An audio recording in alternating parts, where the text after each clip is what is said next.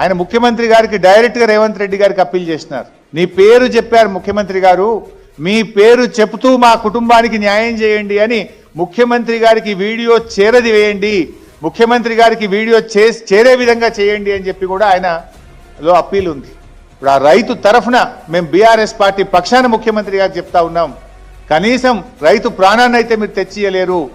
ఆ సంఘటనకు ఎవరైతే ఆయన పొలాన్ని దున్నేసినారో, ప్రొక్లైన్లు పెట్టి తవ్వారో, తక్షణమే వాళ్ళందరినీ కూడా అరెస్ట్ చేసి కేసులు పెట్టి ఆయన భూమి తిరిగి యథావిధిగా చేసి ఆయన భూమి ఆయనకు అందించే విధంగా ముఖ్యమంత్రి గారు చర్యలు తీసుకోవాలని, ఆ ప్రభాకర్ కుటుంబానికి 25 లక్షల రూపాయల ఎక్స్గ్రేషియా ఇవ్వాలని, ప్రభాకర్ కుటుంబంలో ఒకరికి ఉద్యోగం ఇవ్వాలని చెప్పి మేము బీఆర్ఎస్ పార్టీ పక్షాన డిమాండ్ చేస్తూ ఉన్నాం. అదేవిధంగా ఎస్ఐ గారు, ఎంఆర్ఓ గారు, కలెక్టర్ గారు ఎవరు స్పందించలేదు. వాస్తవాలు బయటకు రావాలంటే దీనిపైన ఒక ఉన్నత స్థాయి విచారణకు ఆదేశించాలని